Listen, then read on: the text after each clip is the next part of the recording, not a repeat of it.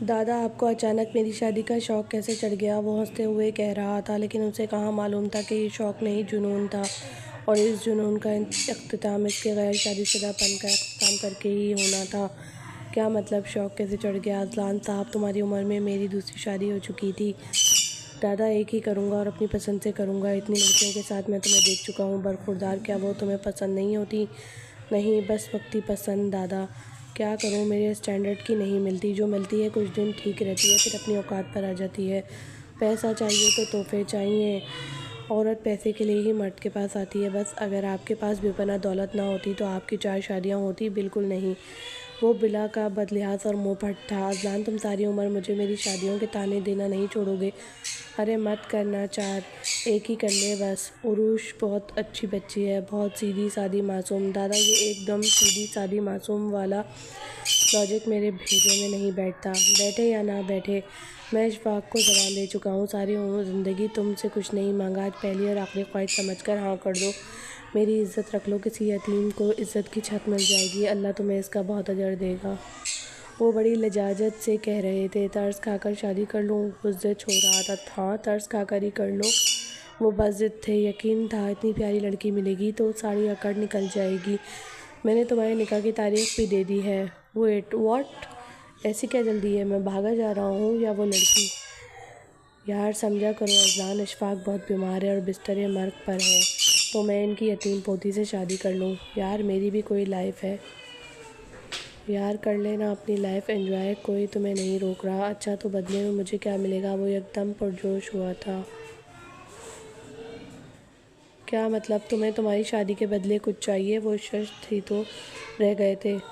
تو شادی کون سا میری پسند سے ہو رہی ہے؟ وہ بے نیاز تھا، اسے کوئی فرق نہ پڑتا تھا۔ کیا مجھے آفس سے 3 مہینے کی چھٹی مل سکتی ہے؟ میں ورلڈ ٹور پر جانا چاہتا ہوں۔ اس نے اپنی پرانی خواہش پھر دہرائی۔ وہ ورلڈ ٹور پر جانا چاہتا تھا، آج سے نہیں کئی سالوں سے، لیکن فرقان نیازی نے کبھی اس کی خواہش کو سنجیدہ نہ لیا۔ وہ اس کی جدائی برداشت نہیں کر سکتے تھے، چاہے وہ ایک دن ہی کیوں نہ ہو، اپنی بیوی کے ساتھ۔ اگر میں نہ کہوں تو پھر؟ نہیں، ٹھیک ہے، مجھے منظور ہے، شادی بھی اور اس کے ساتھ ٹور بھی۔ وہ ایک دم ہی خوش دکھائی دینے لگا۔ ٹور پر اسے لے کر نہ جانے کا کوئی نہ کوئی بندوبست وہ کر ہی لے گا۔ تمہاری طبیعت ٹھیک نہیں لگ رہی مجھے۔ میں ٹھیک ہوں دادا، آپ بتائیں، ضروری بات کرنی تھی آپ کو؟ ہاں بیٹا، فرقان آیا تھا۔ جی، وہ تو اکثر آتے ہیں نا؟ اس نے وہیں بیٹھتے کہا۔ فرقان نیازی دادا کے بہت پرانے دوست تھے، جو اکثر اوقات یہاں آتے رہتے تھے۔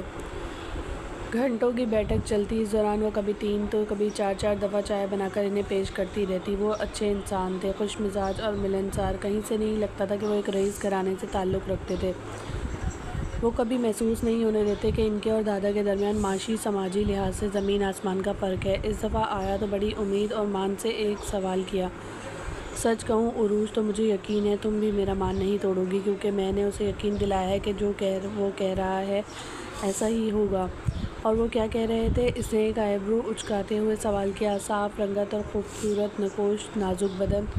عروج کے تاثرات سوالیہ تھے۔ اپنے پوتے کے لیے تمہارا ہاتھ مانگا ہے، بلکہ نکاح کی تاریخ بھی دے گیا۔ عروج نے ناسمجھی سے انہیں دیکھا اور سر ہلاتے ہوئے سیدھی ہوئی۔ اسی پل دادی اندر آئی، نہ کچھ پوچھا نہ بتایا، نکاح کی تاریخ دے دی۔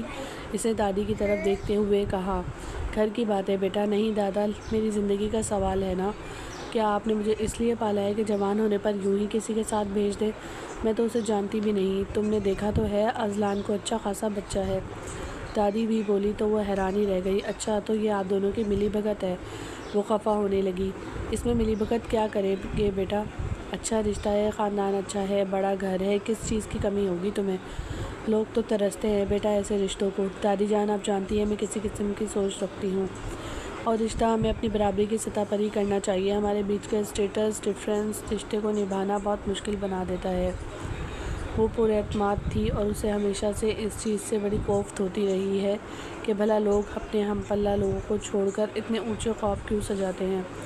میں نہیں جانتی ہوں عروج، تمہارے دادا تو تاریخ دے چکے نکاح کی، اب تم بس یہ بتاؤ رخصتی کب کریں؟ واہ، یہ ٹھیک ہے، نکاح کی تاریخ رکھ کر رخصتی کا مجھ سے پوچھ لیں۔ وہ خفگی سے کہہ کر اٹھنے لگی۔ اچھا، ناراض ہونے سے پہلے میری چائے کا کہہ دینا۔ وہ پیچھے سے پکارے تو وہ پلٹی، شکایتی نگاہ ان پر ڈالی اور جی بہتر کہتی پیر پٹک کر وہاں سے چلی گئی۔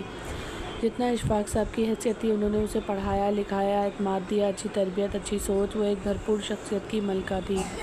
اسے پہننے اوڑھنے کا ڈھنگ تھا، بولنے والوں میں سے تھی، دب کر رہنا یا کسی سے ڈرنا اس سے سیکھا ہی نہیں تھا۔ اس بات کو ہوئے ایک ہفتہ گزرا تھا جب ایک صبح اشفاق صاحب نے اسے مہمانوں کے آنے کی اطلاع دی۔ لڑکے والے آج سے دیکھنے آ رہے تھے۔ اسے آج ٹیوشن سے چھٹی لینی تھی۔ لوگ کہتے ہیں دادا 5-6 ہوں گے، ان کی تائی تایازاد بہنیں 2 ہیں اور شاید بھابھی ہوں۔ اچھا امی ابو؟ نہیں، ماں باپ تو اس کے بچپن میں ہی فوت ہو گئے تھے، بیٹا اکلوتا بیٹا ہے۔ ایک پل کو وہ رکی، پھر سر اس بات میں ہلا کر پلٹ گئی۔ یہ کیسا علاقہ ہے موم؟ کیا دادا کو ازلان کے لیے یہاں سے لڑکی پسند آئی ہے؟ گاڑی جیسے ہی اس طویل گلی میں داخل ہوئی کرن استحصائیہ انداز میں بولی، تمہارے دادا کو کون ہی سمجھا سکتا ہے؟ رانیہ کا دل ہی ٹوٹ گیا، میری معصوم بچی۔ انہیں اپنی چھوٹی بیٹی کا دکھ کھائے جاتا تھا جس کو لے کر وہ ازلان کا سوچے بیٹھی تھی۔ خود رانیہ بھی ماں کی بدولت کافی عرصے سے دل ہی دل میں ازلان کو پسند کرنے لگی تھی، اور آج بھی آنکھیں رو رو کر سجانے کے بعد لڑکی کے گھر جانے پر صاف انکار کر دیا کہ میں کیوں جاؤں اسے دیکھنے۔ تلخی سے مان کو جواب دے کر وہ دوبارہ کمرے میں بند ہو گئی تھی، اور ازلان کے بھی مزاج نہیں مل رہے تھے۔ لگتا ہے دادا نے اسے بھی کوئی اہمیت نہیں دی، یقیناً اپنی مرضی تھوپ دی ہے اس پر۔ فرح بھابھی نے اپنے 3 سالہ بیٹے کے بالوں پر ہاتھ پھیرتے کہا۔ اسی اثنا میں گاڑی ایک سیاہ گیٹ کے آگے رکی۔ سامان سارا اندر رکھوا دینا، مریم بیگم نے تنفر سے کہا، اور گاڑی سے اتری۔ ان کے ساتھ ہی کرن اور فرح بھابھی بھی اتری۔ جس علاقے سے ان کا تعلق تھا اور جہاں انہوں نے آج قدم دھرے تھے، زمین آسمان کا فرق تھا۔ کہاں وہ کئی کنالوں پر بکھری کوٹھیاں اور کہاں یہ 100 گز کے گھر۔ احساس برتری نے گردن میں سریا کس دیا۔ وہ اندر داخل ہوئے تو گھر کی حالت ایسی بھی نہ تھی جیسا وہ باہر سے۔ گھر اندر سے بہت اچھی حالت میں تو صاف ستھرا تھا، ہر ایک چیز ترتیب سے رکھی تھی، فرنیچر بھی قیمتی نہ تھا تو اتنا تھا گیا گزرا بھی نہ لگتا تھا۔ اشفاق صاحب اور ان کی اہلیہ نے ان کا استقبال بڑی خوش دلی سے کیا۔ کچھ ہی دیر میں عروج بھی وہاں چلی آ رہی تھی۔ اسے دیکھتے چند لمحوں تک تو ان کے چہروں پر عجیب سے تاثرات چھا گئے۔ خوبصورت لباس، ہلکا پھلکا میک اپ کیا، حسین لگ رہی ہے۔ کرن بے اختیار عروج سے حسد محسوس ہوا۔ یہ اس نے بولنا شروع کیا تو اس کے بولنے کے انداز میں بھی ان کو متاثر کیا۔ دل ہی دل میں کرن اپنا موازنہ اس سے کرنے لگی۔ رانیہ کے مقابلے میں کرن زیادہ خوبصورت تھی، مگر عروج کے سامنے وہ دونوں ہی کچھ نہ تھی۔ عروج کو دیکھتے ہی کرن کو اس بات کا احساس شدت سے ہوا تھا۔ شام کا وقت، چائے کے ساتھ سموسے، کپ کیکس اور پیسٹری وغیرہ پیش کی گئی تھی۔ انتظام بھی اچھی طرح کیا گیا تھا۔ وہ چاہ کر بھی کوئی نقص نہ ڈھونڈ پائے تھے کیونکہ رکھ رکھاؤ اشفاق صاحب کے گھر میں کوٹ کوٹ کر بھرا تھا، چاہے پھر وہ شخصیتیں ہوں یا گھر کی طرح دیواریں۔ مجھے تو لگا کوئی پینڈو سی ہوگی۔ دیکھ رہے ہیں دادا کو کیسی لڑکی پسند کی ہے ازلان کے لیے، شاید ہمیں نیچا دکھانا چاہتے ہیں۔ ارے تو کرنے دو، آئے گی تو وہی نا، پھر بتاؤں گی کہ میں کیا چیز ہوں، وہ تلخی سے بولی تھی۔ آج عروج اور ازلان کا نکاح تھا۔ عروج کی سہیلیاں اسے گھیرے بیٹھی تھی، بہانے بہانے سے اسے چھیڑتی۔ اس کے ہاتھ پر ازلان کے نام کی خوبصورت مہندی سجی تھی۔ اس کے دل میں ارمانوں کی صید سجی تھی۔ اس نے نکاح کی تیاری دل سے کی تھی کیونکہ اس نے دادا اور دادی کے فیصلے پر سر جھکایا تھا اور خود کو آنے والی زندگی کے لیے تیار کیا تھا۔ نکاح کے ساتھ ہی رخصتی طے پانی تھی۔ اس نے کریم اور سرخ امتزاج کا کامدار لہنگا پہنا ہوا تھا، پولر سے تیار ہوئے خوبصورت پھولوں کے گجرے پہنے، خوشبو ارمانوں اور خوابوں سے سجی وہ اپنا آپ اور اپنی زندگی آج کے دن ازلان نیازی کے سنگ باندھنے کو تیار تھی۔ کچھ ہی دیر میں قاضی، دادا اور گواہوں کے ساتھ اندر آئے۔ نکاح کے بول بولے گئے تو اس نے دھڑکتے دل اور کانپتے ہاتھوں سے اپنی زندگی ازلان کے نیازی کے نام کر دی تھی، جسے وہ کچھ دیر قبل کھڑکی کی اوٹ سے لاؤنج میں بیٹھے دیکھ چکی تھی۔ اس نے بھی کریم کلر کا شلوار سوٹ پہنا ہوا تھا، سر پر سفید رنگی پگڑی تھی۔ وہ خوبصورتی میں اپنی مثال آپ تھی تو ازلان بھی کسی سے کم نہ تھا۔ دراز قد، اخور، خوش شکل، مغرور ناک و نقشے لیے وہ دیکھنے پر ہی عروج کی دھڑکنیں تیز کر گیا تھا۔ وہ شرمائی لجائی سی بیٹھی تھی جب نکاح کی مبارکباد کا شور اٹھا۔ سب اسے گلے لگا رہے تھے۔ سادگی سے ہوئی تقریب میں نم آنکھوں سے دادا دادی نے اسے رخصت کیا تھا۔ قیمتی گاڑی میں وہ اذلان کے قریب ہی بیٹھی تھی۔ اذلان نے سرسری نگاہ اس کے سجے سنورے روپ پر ڈالی، مگر چہرہ ظاہر نہ تھا۔ وہ گھونگھٹ ڈالے بیٹھی تھی، لیکن اذلان نے اس کے نازک ہاتھوں پر سجی مہندی اور اس پر اپنا نام دیکھا تو مسکرایا۔ اذلان کی عروش نائس، اس نے مسکراتے ہوئے سرگوشی کی تو عروش یکدم ہی شرم سے لال ہوئی تھی۔ اسے سمجھ نہ آیا یہ ستائشی جملہ تھا یا بس عام سا تبصرہ۔ شہر کی عام گلیوں سے پوش علاقے تک کا سفر تھوڑا لمبا تھا۔ دفتر اس نے کن آنکھوں سے ایک وسیع گیٹ دیکھا، سامنے سفید رنگ کی محل نما عمارت جو بتیوں سے سجی ہوئی تھی۔ اس کے دل میں عجیب سا احساس ہوا تھا، کیا وہ ان چھوٹی سی گلیاں چھوڑ کر اس محل میں رہنے والی تھی؟ اگلے ہی پل مریم خاتون کی آواز نے اسے ہوش کی دنیا میں گھسیٹا۔ وہ اتر کر اندر جا چکا تھا۔ شاید مردوں کے لیے انتظام تھا۔ اترو بیٹا، اب کیا انتظار میں ہو کہ اذلان ہاتھ پکڑ کر اتارے گا؟ ہمارے یہاں ایسے چوچلے نہیں ہوتے، وہ طنزیہ انداز میں بولی تو عروش یکدم چونکی۔ یہ لہجہ، یہ انداز اسے بہت برا لگا۔ وہ ایک جھٹکے سے گاڑی سے اتری، دل یکدم ہر ایک چیز سے اچاٹ ہوا تھا۔ وہ وسیع لان اور پورچ سے گزرتی مرکزی دروازے میں داخل ہوئی۔ ہیل پہنے اس کے پاؤں دکھنے لگے۔ اندر نگاہ پڑتے ہی ایک پل کے لیے اس کی آنکھیں جیسے چندیا گئی تھیں۔ اتنی اونچی چھت، اتنی اونچی کھڑکیاں، یہ گھر تھا یا کسی کانچ کا بنا محل؟ درمیان میں لگا یہ جھومر جیسے ہیروں سے بنا ہوا تھا، اسی کی چمک نے ہر چیز کو اپنا عکس دیا ہوا تھا۔ فرح، عروش کو اس کے کمرے تک پہنچا دو، انہوں نے کہا تو عروش چونکی۔ عام طور پر جو رسمیں ہوتی ہیں ایسا کوئی انتظام یہاں نہ تھا۔ کچھ عورتیں قریب ہی صوفوں پر بیٹھی اپنی باتوں میں مگن لگی تھیں۔ چلو آ جاؤ، میں تمہیں لے جاتی ہوں۔ وہ سر ہلاتی اس کے پیچھے چلنے لگی۔ سیڑھیاں چڑھ کر ایک طویل راہداری میں گزرتے وہ نیچی نظروں سے ہی آس پاس کا جائزہ لیتی رہی۔ کمرے میں پہنچی تو معلوم ہوا اذلان کا کمرہ اس کے پورے گھر جتنا تھا۔ وسیع عریض عرضے پر پھیلا یہ کمرہ سفید اور سبز اور سنہرے رنگ کا امتزاج تھا۔ قیمتی پردے، فرنیچر انتہائی قیمتی لگتا تھا۔ ایک طرف گیٹ پار ڈریسنگ روم بنا ہوا تھا جہاں شیشے کی الماریوں میں چاروں طرف مردانہ لباس، گھڑیاں، جوتے، بیلٹ، چشمے، پرفیوم وغیرہ ایک ترتیب سے سجے تھے۔ کمرے کے اندر کوئی الماری نہ تھی تو اس کا سامان کہاں جائے گا، اس نے سوچا۔ فرح اسے کمرے میں چھوڑ کر جا چکی تھی۔ پلنگ کے سامنے آتش دان بنا تھا۔ ایک طرف دیوار گیر سائز LED تھی، پینٹنگز، میز اور صوفے ایک طرف کاؤچ نما لمبا سا سبز مخملی بیڈ تھا۔ اتنا بڑا کاؤچ اس نے پہلی مرتبہ دیکھا تھا۔ اسے بیڈ ہی لگا۔ وہ سر جھٹک کر ہنس دی۔ اللہ ابھی نوازنے پر آتا ہے تو کتنا نوازتا ہے۔ یقیناً یہی ایک ہی کمرہ لاکھوں کی ملکیت میں تھا۔ اس نے گہری سانس لی، اور ایک وہ جو اپنی چھوٹی چھوٹی ضرورتوں کے لیے کتنی ٹیوشنز لیتی رہی ہے۔ وہ کمرے کا مکمل جائزہ لینے کے بعد وہ پلنگ پر جا بیٹھی۔ گھڑی پر نگاہ ڈالی تو رات کے 11 بج رہے تھے۔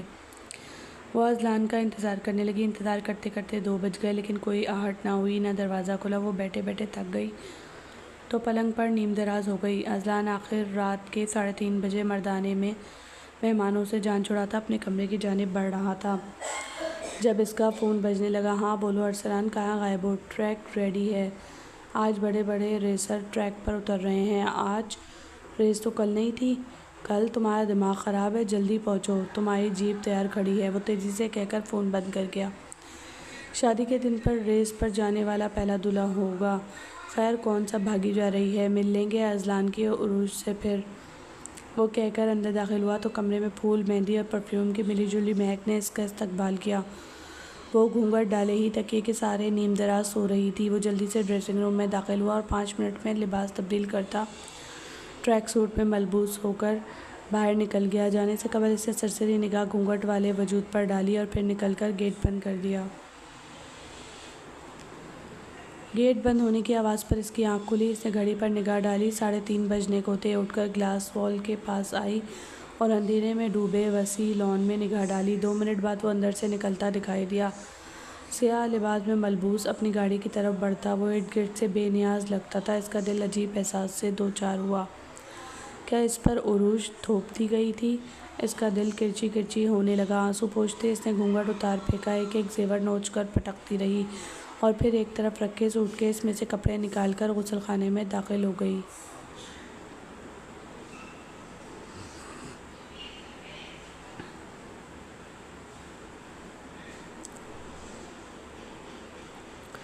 صبح گیٹ پر ہوتی مسلسل دستک سے اس کی آنکھ کھلی۔ اسے لگا شاید اذلان ہو۔ دل تمام شکوہ، غصے اور تکلیف کے باعث دھڑک اٹھا۔ اس نے اٹھ کر گیٹ کھولا تو سامنے ہی کرن کھڑی تھی۔ سوتی ہی رہیں گی یا اپنے دولہے کی کچھ خبر بھی رکھیں گی؟ کیا مطلب؟ صبح صبح یہ چہرہ اور یہ لہجہ اسے بری طرح تپا گیا۔ مطلب یہ ہے کہ آپ کے نصیب کے قدموں سے شادی کی پہلی ہی رات اذلان کا ایکسیڈنٹ ہو گیا ہے۔ وہ طنزیہ انداز میں اسے گھورتی بولی۔ اس کا دل یکدم خوف سے لرز اٹھا، چہرے پر پریشانی ظاہر ہوئی۔ کیسے ہوا ایکسیڈنٹ؟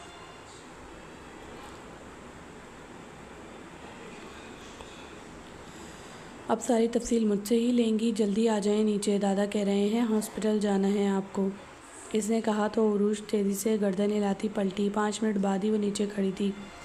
کچھ مہمان ہنوس وہیں تھے، اسے عجیب نظروں سے دیکھتے، نظروں ہی نظروں میں تولتے کوستے طنز کرتے محسوس ہوئے۔ وہ ان کی نظر انداز کرتی فرقان دادا کے پاس چلی آئی۔ وہ اسے دیکھتے ہی اٹھ کھڑے ہوئے اور چلنے کا اشارہ کیا۔ وہ ان کے پیچھے چلتی ہوئی باہر نکل آئی۔ ڈرائیور نے ان کے لیے گیٹ کھولا تو وہ گاڑی میں سوار ہوئے۔ گاڑی تیزی سے احاطے کے بیرونی حصے کی جانب بڑھنے لگی۔ کیا تم نے اذلان کو ٹریک پر جانے کی اجازت دی تھی؟ وہ آہستہ سے بولے، انداز میں پریشانی اور فکر تھی۔ وہ رات کمرے میں نہیں آئے تھے دادا، اس نے آہستگی سے جواب دیتے اپنا رخ شیشے کے پار کر لیا۔ وہ گہرا انکار بڑھتے خود بھی خاموش ہو گئے۔ مزید سوالات کا کوئی جواز نہ رہا تھا۔ عروج بمشکل آنسو روکے ہوئے تھی۔ ذلت، ذلت اور بس ذلت۔ ابھی تو 24 گھنٹے بھی پورے نہیں ہوئے تھے۔ اس نے اپنی قسمت پر طنزیہ گردن جھٹکی۔ آنسو بہنے لگے جسے اس نے بے دردی سے رگڑ دیا۔ ارسلان نے دادا کو معمولی چوٹوں کا کہا تھا، مگر جب وہ ہسپتال پہنچے تو وہ انتہائی نگہداشت کے وارڈ میں تھا۔ دادا ایک دم لڑکھڑائے تھے۔ عروج نے انہیں جلدی سے تھاما۔ دادا سنبھالیں خود کو پلیز، وہ بالکل ٹھیک ہو جائیں گے، آپ بیٹھیں ادھر۔ اس نے انہیں بینچ پر بٹھایا۔ میں آتی ہوں ڈاکٹر سے مل کر، کہتے ہوئے وہ ایک طرف بڑھ گئی۔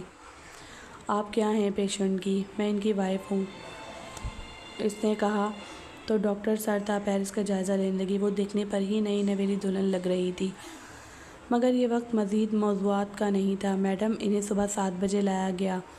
نیک بون کریک ہے، سر پر گہری چوٹیں ہیں، اسکل فریکچر، پسلیاں بھی ٹوٹی ہوئی ہیں، دونوں پیروں کی ہڈیاں ٹوٹی ہوئی ہیں۔ اسکل فریکچر ایک سیریس انجری ہے۔ اگر وہ ہوش میں آتے ہیں تو پریشانی کی کوئی بات نہیں ہے، لیکن اگر نہیں تو پھر چانسز ہیں کہ وہ کوما میں چلے جائیں گے۔ یہ سب سنتے عروج کے پیر کانپ رہے تھے۔ وہ بامشکل خود کو سنبھالے ہوئے تھی۔ اس نے دل ہی دل میں دعا کی کہ وہ ٹھیک ہو جائے۔ لوگ تو اسے جینے ہی نہیں دیں گے، دادا دادی کا ٹینشن سے کیا حال ہوگا۔ عروج نے واپس جا کر فرقان دادا کو تسلی دی کہ وہ بالکل ٹھیک ہو جائے گا اور پریشانی کی بالکل بھی بات نہیں ہے، لیکن وہ جانتے تھے کہ یہ جھوٹ ہے۔ اس کا جسم کا کوئی حصہ نہ تھا جہاں پٹی نہ بندھی ہو، کتنی جگہ ٹیوبیں لگی تھی۔ وہ جانتے تھے کہ ان کا لاڈلا لخت جگر کس حالت میں پڑا ہے۔ اتنا سا تھا جب اس کے ماں باپ چھوڑ گئے۔ میں نے اپنے ہاتھوں میں اسے جوان کیا ہے، اس کی ایک ایک خواہش پوری کی، اس کے لبوں سے نکلنے کی دیر اور ہر شے حاضر۔ شاید یہی وجہ ہے کہ آج وہ اس حال میں ہے۔ سارا قصور ہی میرا ہے۔ ایسا مت کہیں دادا، آپ نے تو محبت کی بس، اور آپ کی محبت رائے گاہ نہیں جائے گی۔ آئے روز ہماری اسی ڈریسنگ پر بحث ہوتی تھی، مگر نہیں سنتا تھا، کبھی نہیں سنتا تھا میری۔ وہ سر پکڑے رو رہے تھے۔ عروج کو سمجھ نہ آیا کیسے انہیں تسلی دے۔ کچھ دیر میں اذلان کا کزن معاویہ بھی وہاں چلا آیا۔ اس پر نظر پڑتے ایک پل کو وہ چونکا تھا۔ عروج کو اس کے دیکھنے کا انداز ایک نہ بھایا۔ وہ اسے نظر انداز کرتی دوسری جانب دیکھنے لگی، مگر وہ محسوس کرتی رہی کہ اس کی عجیب نگاہیں اسی پر ٹکی ہوئی تھیں۔ کیسا انسان تھا وہ، کیسا عجیب گھٹیا خاندان ہے یہ۔ گھر کی عورتیں اتنی بدزبان اور بدتمیز، ایک شادی کی رات ڈریسنگ پر جا کر اپنا ایکسیڈنٹ کروائے ICU میں پڑا ہے، اور یہاں کھڑا ایک بھابھی کو گھور رہا ہے اس حال کی میں اس کا چچا زاد زندگی اور موت کی جنگ لڑ رہا ہے، اور دادا نے فرقان دادا کی اچھائی کے پیچھے میرا سودا اس گندے لوگوں میں کر دیا۔ اف، اب میرا کیا ہوگا؟ وہ سوچ سوچ کر پریشان ہونے لگی۔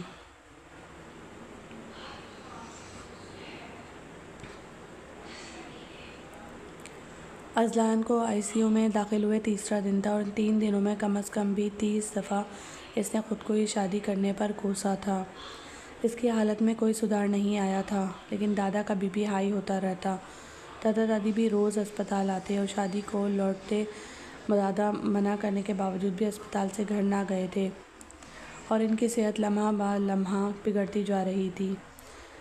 وہ دن میں کئی چکر لرزتے قدموں سے آئی سی یو کے باہر لگاتے، اندر جھانکتے، جا کر اذلان سے کئی باتیں کرتے، اسے ڈانٹتے، پھر منت کرتے کہ اپنی آنکھیں کھول، اور پھر مایوس ہو کر پھٹ پڑتے، بری طرح روتے۔ عروج انہیں سنبھالتے سنبھالتے بےحال ہو جاتی تھی۔ عروج کو نہ صرف اپنی شادی کا غم تھا بلکہ اذلان کی یہ حالت بھی اسے تکلیف دیتی تھی۔ پھر تنگ آ کر اللہ سے شکوے کرنے لگتی، دعا کرتی کہ جلد از جلد اس صورتحال کو ٹھیک کر دے۔ مریم بیگم جب اسپتال آتی اس پر طنز کے نشتر برساتی تھیں۔ ان کے چہرے سے کبھی بھی نہیں لگتا تھا کہ وہ پریشان ہیں یا انہیں اذلان کی حالت کا کوئی دکھ ہے، بلکہ عروج کو لگتا کہ وہ خوش ہیں۔ ان کی خوشی چہرے اور لہجے سے صاف ظاہر ہوتی تھی۔ وہ بار بار دادا کے سامنے بھی عجیب باتیں کرتی۔ عروج کو لگتا تھا کہ وہ ان کے سامنے جان بوجھ کر اذلان کی حالت کو مزید بدتر ہوتا بتاتی تھی، اور پھر دادا کو لگتا عروج انہیں جھوٹی تسلیاں دیتی تھی۔ اذلان کی حالت میں سدھار نہ آیا تھا، لیکن کوئی بگاڑ بھی نہیں تھا۔ 7واں دن تھا جب ڈاکٹر نے اسے بتایا کہ اذلان کوما میں جا چکا ہے، اور اسی پل کہیں سے مریم تائی آئیں۔ ڈاکٹر کے منہ سے یہ جملہ سنتے ہی وہ سر پیٹتی دادا کے پاس چلی گئیں، اور اگلے پل ہی عروج نے دیکھا کہ دادا دل پر ہاتھ رکھتے وہیں ڈھیر ہوئے۔ وہ خوف اور صدمے سے چلاتی ان کی طرف لپکی۔ اگلے 10 منٹ میں انہیں ڈاکٹر اسٹریچر پر ڈالے وہاں سے لے جا رہے تھے۔ آپ کے مقاصد کیا ہیں؟ آخر کیا چاہتی ہیں؟ ہاں، وہ پھٹ پڑی۔ اس کے انداز اور غصے پر ایک پل کے لیے تو مریم تائی ساکت ہوئیں، اگلے ہی پل ان کا غصہ سے برا حال ہونے لگا۔ اے لڑکی، آواز کم رکھو ورنہ زبان کھینچ کر کاٹ ڈالوں گی۔ وہ گھرائیں۔ میرے بھی ہاتھ ہیں، اس نے تلخی سے کہتے ان کی آنکھوں میں دیکھا۔ جس طرح آپ یہ مکار چالیں چل رہی ہیں نا، یقیناً دولت کے لیے، تو پھر سن لیں، قبر میں نہیں لے جا سکیں گی۔ اس لیے لوگوں کی زندگیوں سے کھیلنا بند کریں۔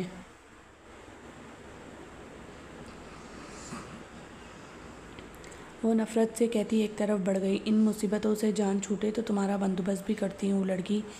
وہ سر جھٹکتے ہوئے ایک طرف بڑھ گئی تھی۔ دادا کی حالت بگڑنے کے بعد معاویہ کے چکر بڑھنے لگے تھے۔ اس کے آتے ہی وہ کہیں نہ کہیں غائب ہو جاتی تھی، صرف اور صرف اس کی عجیب نگاہوں سے بچنے کے لیے، اور وہ اس کی پریشانی سے آز اٹھاتا، مزید تنگ کرتا تھا۔ عروج کو اس سے گھن آتی تھی۔ اگلے 2-3 دن مزید مشکل تھے۔ دادا کی طبیعت مسلسل بگڑتی چلی جا رہی تھی، اور پھر اچانک چوتھے روز صبح ہی صبح اسے دادا کے انتقال کی خبر ملی۔ وہ کئی پل بے یقینی کی کیفیت میں پلنگ پر سن بیٹھی رہی، پھر نفی میں گردن ہلاتی تیزی سے باہر کی جانب بھاگی، لیکن وہاں تو خاموشی تھی، جیسے کچھ ہوا ہی نہ ہو۔ وہ چادر ٹھیک سے اوڑھتے باہر کی طرف بڑھی، ڈرائیور کو گاڑی نکالنے کا کہا اور سیدھا ہسپتال پہنچ گئی۔ وہ وہاں پہنچی تو مریم بیگم ایک طرف بیٹھی رو رہی تھی۔ معاویہ سطح چہرہ لیے ہسپتال کے معاملات دیکھ رہا تھا، جبکہ وہ بے یقین تھی۔ اسے ڈاکٹر عاصم سے بات کرنا چاہی تو وہ جان چھڑانے والے انداز میں رٹا رٹایا وہی جملہ کہہ کر طبیعت اچانک بگڑی اور ہم کچھ نہیں کر پائے، مگر رات کو بہتری کی طرف آ رہے تھے۔ آپ ہی نے تو کہا تھا، وہ تھکن زدہ انداز میں کہہ رہی تھی۔ دیکھیں میڈم، یہ تو اللہ کے کرنے کے کام ہیں، مگر وہ بالکل صحت مند تھے، انہیں پہلے کبھی دل کی شکایت نہیں رہی۔ کل خود آپ نے مجھے کہا کہ وہ بہتری کی طرف آ رہے ہیں۔ رات کو ان کی طبیعت بگڑی تو آپ نے مجھے اطلاع کیوں نہیں دی؟ مسٹر معاویہ اور ان کی مدر، سب سے پہلے آپ کی ملاقات کس سے ہوئی تھی ڈاکٹر؟ مجھ سے۔ میں انہیں یہاں لے کر آئی تھی۔ انٹی اور ان کا بیٹا بعد میں آئے تھے۔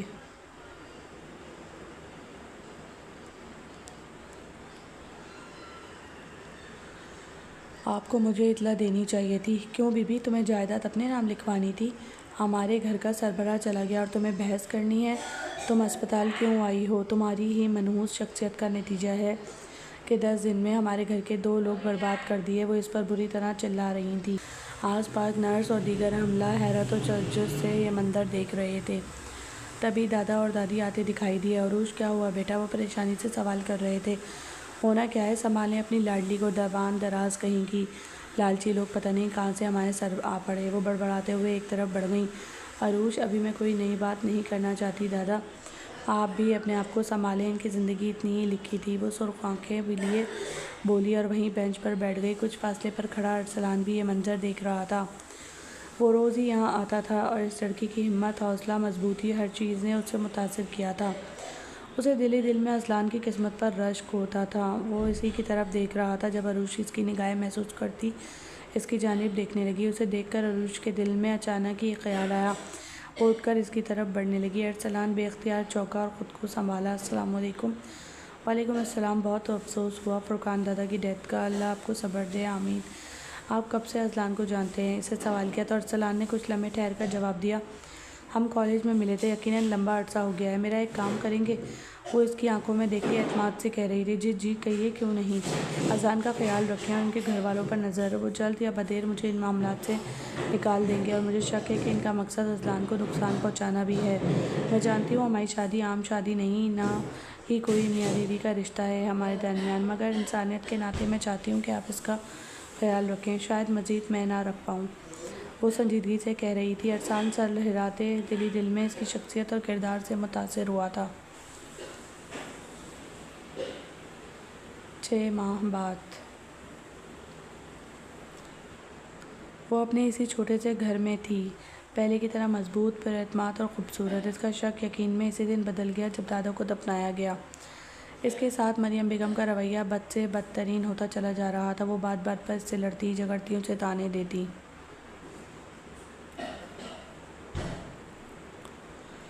مگر وہ مسلسل اسپتال کے چکر لگاتی رہتی، اذلان کی خیر خبر لیتی رہتی تھی، مگر اس نے وہ محل نما گھر چھوڑ دیا تھا، اور جس دن ڈاکٹرز نے اسے اذلان کے ہوش میں آنے کی خبر سنائی، وہ پلٹ کر اپنے گھر آ گئی اور دوبارہ کبھی وہاں کا رخ نہیں کیا۔ نہ چاہتے ہوئے بھی اس کے دل میں ایک جذبہ پیدا ہو گیا تھا، مگر اس نے اس جذبے کو ہوا نہ دی، دبا دیا، کیونکہ اسے اپنی عزت نفس کا خیال تھا۔ وہ دیکھنا چاہتی تھی کہ وہ واپس لوٹے گا یا نہیں، خود سے آئے گا یا نہیں۔ شادی کی پہلی رات نہیں آیا، پھر ان حالات کے بعد وہ سنبھل کر واپس آئے گا یا نہیں۔ دل میں انتظار کا دیا جلتا رہتا تھا۔ وہ اب ایک مشہور ریسٹورنٹ میں ویٹریس تھی، کیونکہ دادا کے انتقال کے بعد ان کے حالات میں فرق آیا تھا اور گھر کو چلانے کے لیے اسے ہی کچھ نہ کچھ کرنا تھا۔ پینشن سے گھر کے معاملات نہیں چلتے تھے۔ اذلان نیازی اب ایک مکمل طور پر مختلف شخصیت تھا۔ بال بڑے ہوئے اور پونی میں قید تھے، شہری کی شوخی اور شرارت ہوا ہو چکی تھی، چہرہ سنجیدہ اور ہمیشہ وسیلہ رہنے لگا تھا۔ وہ ہر ایک کو کاٹ کھانے کے لیے تیار رہتا تھا۔ وہ گھر لوٹا تو کچھ بھی پہلے جیسا نہیں تھا۔ شادی کی رات نے اس کی زندگی تہہ و بالا کر دی تھی۔ اس نے آج تک اپنی بیوی کو نہیں دیکھا تھا، جس کے حوالے سے اسے مختلف باتیں سننے کو ملی تھی، لیکن وہ خود وہاں نہیں تھی۔ مریم تائی نے اسے بتایا کہ وہ بد کردار تھی، تم ہسپتال میں پڑے تھے اور وہ کبھی ارسلان اور کبھی معاویہ کے ساتھ گپ شپ میں لگی رہتی۔ اور تو اور انہوں نے ثبوت کے طور پر ارسلان اور عروش کی تصویر میں دکھا دی، جس میں عروش کا چہرہ تو ظاہر نہ تھا، لیکن ارسلان کے تاثرات ایسے تھے کہ اذلان کو یکدم نفرت محسوس ہوئی تھی۔ کس قدر بے خودی سے مسکرا کر وہ اس کی بیوی کو دیکھ رہا تھا۔ خیر کیسی بیوی؟ ہاں بھاڑ میں جائے۔ اس نے سر جھٹکا اور رضا کو فون ملانے لگا۔ ہاں رضا، تم نے فون کیا تھا، صبح خیریت؟ یار مجھے تم سے کچھ کام ہے، کیا تم میرے نا ریسٹورنٹ میں آ سکتے ہو؟ ٹھیک ہے ملتے ہیں۔ ارسلان کے کئی میسیجز اور فون تھے جنہیں وہ نظر انداز کرتا باہر کی جانب بڑھ گیا۔ وہ سفید وردی پہنے، بالوں کی اونچی پونی باندھے، ہلکا سا میک اپ کیے اپنے کام میں مگن تھی، سنجیدہ چہرہ اور سپاٹ تاثرات۔ وہ دوسری ویٹریس کی طرح مسکراتی نہیں تھی، نہ کسٹمر سے بے تکلف ہوتی تھی، نہ کسی سے ٹپ قبول کرتی تھی۔ ریسٹورنٹ مینیجر نے کئی دفعہ اسے چہرے پر مسکراہٹ رکھنے کا کہا تھا، مگر وہ اپنے کام سے مخلص تھی۔ اس کے بولنے کا انداز، اس کا رکھ رکھاؤ، ریسٹورنٹ مینیجر اس کے کام سے بہت خوش تھا اور اس نے مسکرانے کی بنا پر نکال نہیں سکتا تھا۔ ایکسکیوز می، ایک مردانہ آواز پر وہ پلٹی۔ آس پاس کسی کو نہ پا کر اس نے خود ہی اس ٹیبل پر جانے کو قدم بڑھائے، مگر آدھے راستے میں ہی اس کے پیر کپ کپا گئے۔ اسے یوں اپنے سامنے دیکھ کر وہ یکدم بری طرح گھبرائی، مگر فوراً خود کو سنبھالا۔ وہ موبائل میں مصروف تھا۔ اس کے دوست نے آرڈر نوٹ کرواتے اس سے کچھ پوچھا تو اس نے سر اٹھایا، سرسری نگاہ اس پر ڈالی تو نگاہ ٹھہر ہی گئی۔ وہ اسے دیکھتا رہ گیا۔ اس کی آنکھیں سرخ پڑ رہی تھیں، مگر ان کا بھورا اور سنہرے امتزاج کا رنگ، پھر گھنی پلکیں، ان میں ڈوبا اداسی اور خاموشی کا عجیب سمندر اذلان کو منجمد کر گیا۔ اسے سر جھٹک کر نظریں پھیریں اور اپنے موبائل پر مصروف ہو گیا۔ کچھ دیر بعد وہ پھر آرڈر لے آئی تو اذلان کی نگاہیں بے اختیار ہی اس کے چہرے پر پھسل گئیں آپ کو کچھ اور تو نہیں چاہیے؟ نہیں شکریہ، رضا نے کہا تو وہ ساری لاتی پلٹ گئی۔ کم آن، کیسے گھور رہے ہو ویٹریس کو؟ رضا شرمندہ سا ہوا کہہ رہا تھا۔ کون، میں؟ اذلان نے ناسمجھی سے پوچھا۔ نہیں، تمہارا ہمزاد۔ اذلان کھسیا گیا، مگر جب تک وہ وہاں رہا اس کی نگاہیں اسی پر ٹکی رہیں اور سلسلہ یہی نہیں رکا، وہ مسلسل اس کے ذہن و دل پر سوار رہی۔ وہ ہفتے میں ایک چکر ضرور لگاتا تھا اور اتنا بھی جان گیا کہ وہ اس کی موجودگی محسوس کرتی تھی اور اس کی میز پر بھی خود آتی تھی، لیکن کبھی مسکرائی نہیں، اس کی طرف غور سے نہیں دیکھا، نہیں، نہ کوئی فضول بات کی۔ وہ جو عورتوں کو لمحوں میں اپنی باتوں سے رام کرتا تھا، اس کے سامنے کوئی بات نہ کر پاتا تھا۔ اس روز وہ ریسٹورنٹ سے نکلا تو اس نے دل ہی دل میں اس کو مزید جاننے کا ارادہ کر لیا تھا۔ وہ ریسٹورنٹ سے نکلا تو سامنے ہی ارسلان کھڑا تھا۔ ارسلان کو کھڑے دیکھ وہ منہ پھیر کر جانے لگا۔ تو یہ صلہ ملتا ہے سالوں کی دوستی اور وفا کا، وہ دکھ سے کہتا۔ اس کے قدم زنجیر کر گیا۔ سالوں کی دوستی کے بعد بھی جب دوست کی غیر موجودگی میں، بلکہ غیر موجودگی میں نہیں، اس کے بستر مرگ پر ہونے کے وقت اس کی ہی بیوی سے ایک لفظ بھی اور مت کہنا، اسے شہادت کی انگلی اٹھا کر اسے خبردار کیا۔ اذلان خاموش رہ گیا۔ کس قدر گھٹیا سمجھتے ہو تم مجھے؟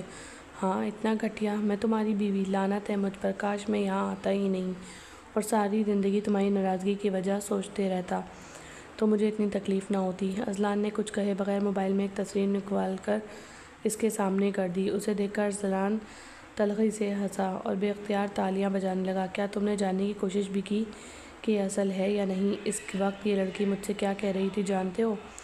اذلان کا خیال رکھیں اور ان کے گھر والوں پر نظر، وہ جلد یا بدیر مجھے ان معاملات سے نکال دیں گے اور مجھے شک ہے کہ ان کا مقصد اذلان کو نقصان پہنچانا بھی ہے۔ میں جانتی ہوں ہماری شادی عام شادی نہیں، نہ ہی کوئی میاں بیوی کا رشتہ ہے ہمارے درمیان، مگر انسانیت کے ناطے میں چاہتی ہوں کہ آپ اس کا خیال رکھیں۔ شاید مزید میں نہ رکھ پاؤں۔ اذلان بے یقین سا اسے دیکھے گیا۔ وہ لڑکی ہر روز وہاں آتی تھی تمہاری خیریت معلوم کرنے، اور جس دن تم ہوش میں آئے وہ تم سے ملے بغیر چلی گئی۔ اور میں سوچتا ہوں بہت اچھا کیا اس نے، تم اس کے لائق ہی نہیں ہو۔ کون شادی والے دن بیوی کو چھوڑ کر ریس پر جاتا ہے؟ اتنی اچھی لڑکی، کم از کم تم ڈیزرو نہیں کرتے۔ اگر مجھے معلوم ہوتا اس دن تمہارا نکاح ہوا تھا تو میں کبھی تمہیں فون نہ کرتا۔ کاش وہ ریس مس ہو جاتی۔ روز یہی سوچ سوچ کر خود کو اذیت دیتا تھا، مگر نہیں، جو ہوا اچھا ہوا، کم از کم وہ لڑکی تم جیسے انسان سے تو محفوظ رہی۔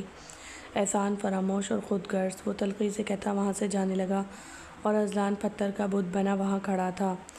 دل میں احساس ندامت اور شرمندگی کا سمندر اترا تھا۔ اس نے پلٹ کر ریسٹورنٹ کی طرف دیکھا اور پھر موبائل اسکرین پر نظر آتی اس تصویر کو۔ فیصلہ ہو گیا تھا، وہ اس لڑکی کے بارے میں نہیں جاننا چاہتا، نہ دوبارہ کبھی یہاں آئے گا۔ اسے اس لڑکی سے ملنا ہے جو اس کے نکاح میں تھی، جس کے ساتھ اس نے زیادتی کی۔ پتہ نہیں وہ مجھے معاف کرے گی بھی یا نہیں، لیکن وہ کوشش ضرور کرے گا۔ یہ سوچتے ہی اس کا دل کچھ ہلکا ہوا۔ ارسلان غصے میں گیا تھا، مگر وہ جانتا تھا کہ وہ اس سے زیادہ دن تک ناراض ویسے بھی نہیں رہ سکتا۔ وہ وہاں سے سیدھا اس محلے میں گیا جہاں وہ 6 ماہ پہلے اسے رخصت کر کے لے جانے آیا تھا۔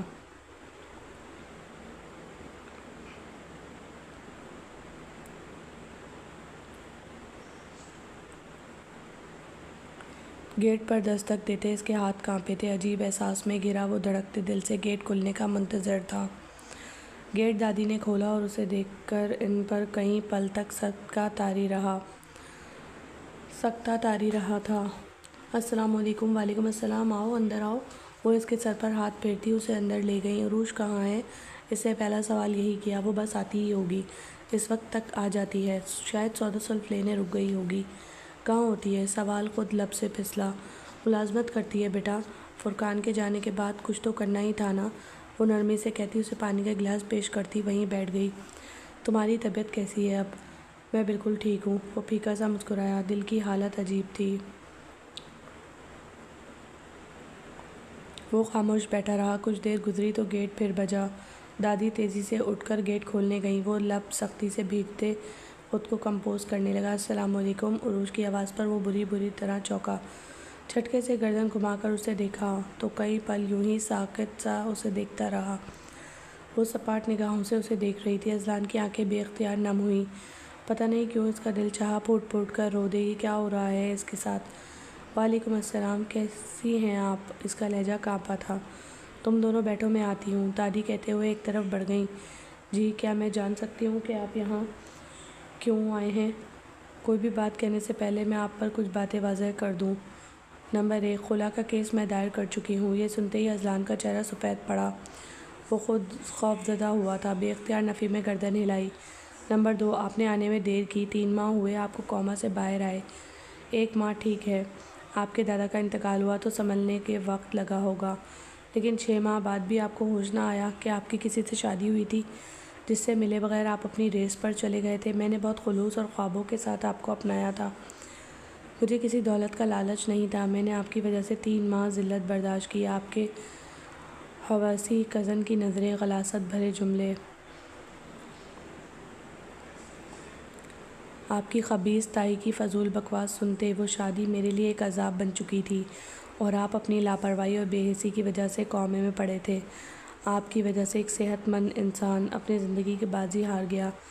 مجھے پورا یقین ہے کہ آپ کے لالچی خاندان نے ہی ان کے ساتھ کچھ کیا تھا، مگر آپ اذلان نیازی ایک بے حس، خود غرض اور احسان فراموش انسان ہیں جس کے ساتھ کم از کم میں نہیں رہ سکتی۔ اور میں جانتی ہوں آپ اپنی بیوی سے نہیں بلکہ اس خوبصورت دوشیزہ سے ملنے آئے تھے جس کے لیے ہر ہفتے ریسٹورنٹ جاتے رہے ہیں۔ ایک انجان مگر خوبصورت لڑکی کے لیے آپ روز اپنے گھر سے 2 گھنٹے کا سفر کر کے ریسٹورنٹ جا سکتے ہیں، مگر اپنی بیوی کی خبر لینے کی ایک دفعہ کوشش نہیں کی۔ وہ اسے بتانا چاہتا تھا کہ وہ اس لڑکی کے لیے نہیں، اپنی بیوی کے لیے یہاں آیا تھا، مگر اس کا غصہ اتنا زیادہ تھا کہ اسے لگا وہ ایک لفظ بولے گا اور وہ تھپڑ مار مار کر اس کا منہ لال کر دے گی۔ آپ جا سکتے ہیں۔ اس نے تلخی سے ہاتھ کے اشارے سے اسے جانے کا حکم دیا اور وہاں سے جانے لگی۔ اذلان نے بے اختیار اس کا ہاتھ پکڑتے اسے روکنا چاہا۔ پلیز میرا ہاتھ چھوڑیں۔ عروش اپنا بازو چھڑواتے پیچھے ہونے کی کوشش کرتے پیچھے ہٹی۔ وہ اذلان نیازی تھا، ملک کا مشہور بزنس مین۔ عورت اس کے لیے صرف کھلونا تھی، اور وہ آج ایک ایسی لڑکی کے سامنے کھڑا ذلیل ہو رہا تھا جسے اس نے ایک نگاہ کے قابل بھی نہ سمجھا تھا، اور اسے اس پل احساس ہوا کہ وہ اسے کھونا نہیں چاہتا۔ وہ ساری زندگی اسی طرح اس سے ذلیل ہو سکتا تھا، مگر اسے کھو نہیں سکتا تھا۔ آپ خلا کا کیس واپس لے لیں، اس نے جیسے التجا کی تھی۔ کیوں؟ تاکہ آپ مجھے اپنے محل لے جا کر اپنی جاہل خاندان کے ساتھ ذلیل کروا سکیں۔ میں ایک ایک کو وہاں سے نکال دوں گا، وہ تیزی سے بولا۔ ضرورت نہیں، وہ تلخی سے بولی۔ میں غلط فہمی کا شکار تھا، اور میں ریسٹورنٹ والی لڑکی سے ملنے نہیں، اپنی بیوی سے ملنے آیا تھا۔ اس کے منہ سے اپنے لیے لفظ بیوی سن کر عروش کا دل دھڑکا تھا، مگر وہ پتھر بنی اسے تلخ نگاہوں سے گھورتی رہی۔ میں آپ کو ایک ایک وضاحت دینے کو تیار ہوں، آپ صرف ایک دفعہ میری بات سن لیں۔ بولیں، آپ کے پاس صرف 5 منٹ ہیں، وہ سرد مہری سے کہتی وہیں صوفے کے ہتھے پر بیٹھ گئی۔ میں کوما سے نکلا تو میرے دل نے سب سے پہلے دادا اور پھر میری بیوی، جسے میں نے ابھی تک نہیں دیکھا تھا، انہیں دیکھنے کی خواہش کی۔ تو آپ کیا چاہتے تھے؟ جس بیوی کو ایک نظر دیکھے بغیر چلے گئے تھے، وہ آپ کے سراہنے کھڑی آپ کا انتظار کر رہی ہوتی۔ وہ دل ہی دل میں تلخی سے بولی۔ لیکن نہ آپ تھیں نہ دادا۔ جب مجھے بتایا گیا کہ دادا نہیں رہے تو میرے ہوش بھی باقی نہیں رہے۔ میں پھر 3 ہفتے تک نروس بریک ڈاؤن کا شکار رہا، اور پھر بتایا گیا کہ وہ بولنے لگا تو عروش کے تاثرات سخت سے سخت تر ہو گئے۔ آپ مجھے معاف کر دیں عروش، پلیز۔ میں جانتا ہوں میرا قصور بہت بڑا ہے، میرے گناہ بہت بڑے ہیں، مگر میں اس بار خود کو بدلنا چاہتا ہوں۔ دادا کے لیے نہیں بدل سکا، لیکن وہ چاہتے تھے کہ میں آپ سے شادی کر کے خود کو بدلوں۔ انہیں یقین تھا آپ کے ساتھ رہ کر مجھ میں بھی آپ جیسی خوبیاں پیدا ہو جائیں گی، لیکن اب میں واقعی بدلنا چاہتا ہوں۔ پلیز خلا کا کیس واپس لے لیں۔ میں اس لڑکی کے لیے نہیں بلکہ آپ کے اپنی بیوی کے لیے آیا تھا یہاں، وہ آہستگی سے کہتا خاموش ہوا۔ عروش خاموشی سے اس کی طرف دیکھتی رہی، پھر اٹھ کر وہاں سے چلی گئی۔ اذلان کا دل بے طرح مچلا تھا۔ کاش وہ اسے معاف کر دے ایک بار، کاش۔ اس کے بعد وہ ہر ہفتے وہاں آنے لگا تھا۔ وہ اس سے ملتی، اس سے بات بھی کرتی، لیکن اس نے خلا کی واپسی کے حوالے سے کوئی بات نہ کی تھی۔ وہ دادی سے ڈھیروں باتیں کرتا تھا اور آتی جاتی عروش کو گھورتا رہتا تھا۔ وہ اسے نظر انداز کرتی، کبھی زیادہ ضروری بات ہوتی تو جواب دے دیا کرتی۔ اس روز دادی کی طبیعت کچھ ٹھیک نہ تھی۔ عروش انہیں دوائی دے کر باہر نکلی تو وہ بھی اس کے پیچھے چلا آیا۔ مجھے معافی کب ملے گی عروش؟ وہ ٹھہری اور خاموش نگاہ اس پر ڈالی۔ کچھ پوچھ رہا ہوں۔ دے دی معافی اب؟ میرے ساتھ چلیں پھر، وہ اس کی آنکھوں میں دیکھتے کہہ رہا تھا۔ وہ یوں دیکھتا تو عروش کے پسینے چھوٹنے لگتے، نظریں چراتی اور پھر جانے لگی تو اس نے اس کا ہاتھ تھام کر اسے روکا۔ میں خلا کا کیس دائر کر چکی ہوں، ہاتھ چھڑاتے اس کا لہجہ کپ کپایا تھا۔ وہ جانتا تھا وہ اس کی قربت سے گھبرا جاتی تھی اور یہ بات اذلان کے دل کو مزید بےتاب کرتی تھی۔ ہو تو میری بیوی ہی ابھی میں کسی خلا کو نہیں مان رہا، کہو تو پھر نکاح پڑھوا لیتا ہوں، وہ بول رہا تھا اور وہ گھبرائے انداز میں ہاتھ چھڑاتے کچن کی طرف چلی آئی۔ وہ بھی اس کے پیچھے آیا تھا۔ آپ دادی کے پاس بیٹھے، میں چائے لے آؤں گی، آپ کے پاس ہی بیٹھوں گا، دادی آرام کر رہی ہیں۔ اذلان، وہ جھنجھلاہٹ کا شکار ہوئی۔ جانے اذلان، بہت ظالم ہو تم، بہت زیادہ تم۔ وہ اپنے لہجے کو قابو کرتے بظاہر غصے سے بولی، ہاں تم جان بوجھ کر میرے ساتھ ایسا کر رہی ہو۔ کتنی معافیاں مانگوں؟ میں نے کہا نا معاف تو کر چکی ہوں، پھر میرے ساتھ کیوں نہیں چلتی؟ کہاں چلوں آپ کے ساتھ؟ وہ دونوں ہاتھ سینے پر باندھے سنجیدگی سے پوچھ رہی تھی۔ اس گھر میں سب کوئی نہیں ہے، وہ الگ ہو گئے، بس تم اور میں ہوں گے، اور دادی، اور ہمارے بچے۔ اس نے آخری جملہ کہتے اس کی آنکھوں میں جھانکا تو وہ چڑھ کر اسے گھورنے لگی۔